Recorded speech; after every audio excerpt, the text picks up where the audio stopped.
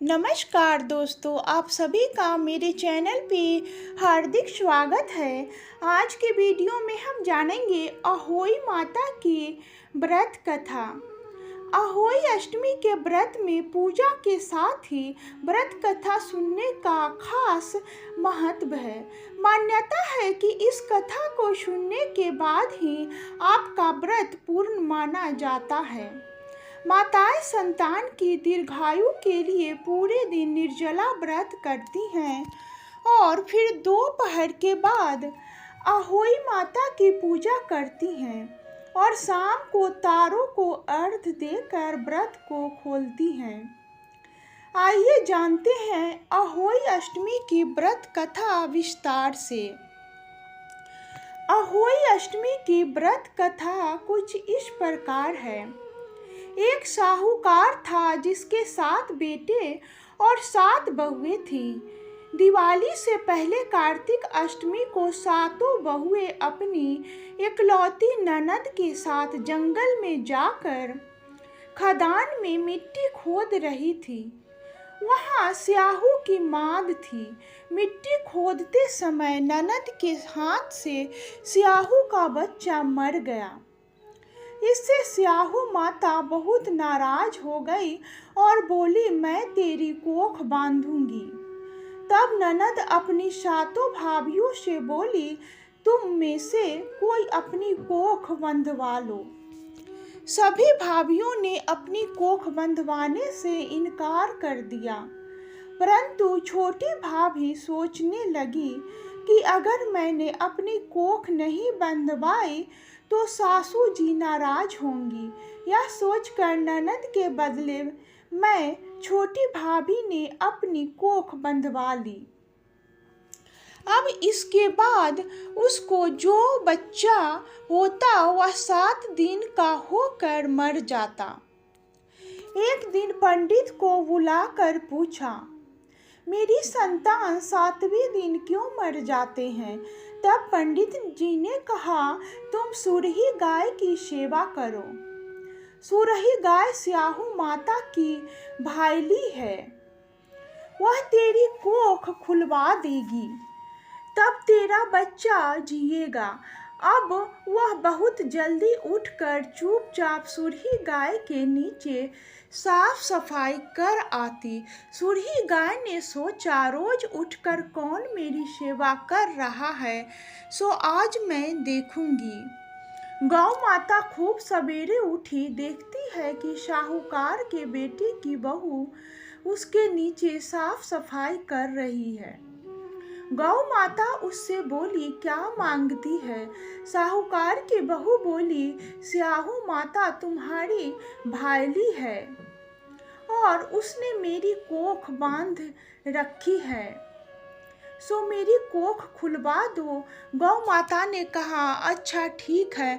अब तो गौ माता समुद्र पार साहूकार की बहू को अपनी भाईली के पास लेकर चल पड़ी। रास्ते में कड़ी धूप थी, सो वह दोनों एक पेड़ के नीचे बैठ गई। थोड़ी देर में एक सांप आया। उसी पेड़ पर गरुड़ पंखनी का एक बच्चा था। सांप उसको डसने लगा। तब साहूकार की बहू ने सांप मारकर ढाल के नीचे दबा दिया और बच्चे को बचा लिया। थोड़ी देर में गरुड़ पंखनी आई तो यहाँ खून देखकर साहूकार की बहू को चोंच मारने लगी। तब साहूकार की बहू बोली, मैंने तेरे बच्चे को नहीं मारा, बल्कि सांप तेरे बच्चे के करीब आया था। मैंने तो उससे तेरे बच्चे की रक्षा की है। यह सुनकर गरुड़ पंखनी बोली, मांग तू क्या मांगती है? वह बोली, 7 समुद्र पार स्याहू माता रहती है, हमें तू उसके पास पहुंचा दे। तब गरुड़ पंखनी ने दोनों को अपने पीठ पर बैठाकर स्याहू माता के पास पहुंचा दिया। स्याहू माता उनको देखकर बोली, आ बहन, बहुत दिनों में आई है। फिर कहने लगी, बहन मेरे सिर में जुएं पड़ गई है। तब सुरही के कहने पर साहूकार की बहू ने उसकी सारी जुएं निकाल दी। इस पर स्याहू माता प्रसन्न होकर बोली, तूने मेरे सिर में बहुत सलाई घेरी है, इसलिए तेरे 7 बेटे और 7 बहू होंगी। वह बोली, मेरे तो एक भी बेटा नहीं, 7 बेटे कहाँ से होंगे। स्याहू माता बोली, वचन दिया। तब साहूकार की बहू बोली, मेरी कोख तो तुम्हारे पास बंद पड़ी है। यह सुन स्याहू माता बोली, तूने मुझे ठग लिया। जा, तेरे घर पर तुझे 7 बहुएं मिलेंगी। तू जाकर उजमन करियो, 7 अहोई बनाकर 7 कढ़ाई करियो। वह लौटकर घर आई तो वहां देखा कि 7 बेटे 7 बहू बैठे हैं। वह खुश हो गई। उसने 7 अहोई बनाई, 7 उजमन किए और 7 कढ़ाई करी। शाम के समय जेठानियों आपस में कहने लगी कि जल्दी जल्दी पूजा कर लो, कहीं छोटी बच्चों को याद करके न रोने लगे। थोड़ी देर में उन्होंने अपने बच्चों से कहा, अपनी चाची के घर जाकर देख आओ कि आज वह अभी तक रोई क्यों नहीं। बच्चों ने आकर कहा, चाची तो कुछ मार रही है, खूब उजमन हो रहा है। यह सुनते ही जेठानियों दौड़ी दौड़ी वहां आई और आकर कहने लगी कि तूने कोख कैसे खुलवाई। वह बोली, तुमने तो कोख बंधवाई नहीं थी, सो मैंने कोख बंधवा ली थी। अब स्याहू माता ने कृपा करके मेरी कोख खोल दी है। हे स्याहू माता, जिस प्रकार उस साहूकार की बहू की कोख खोली, उसी प्रकार हमारी भी कोख खोलना।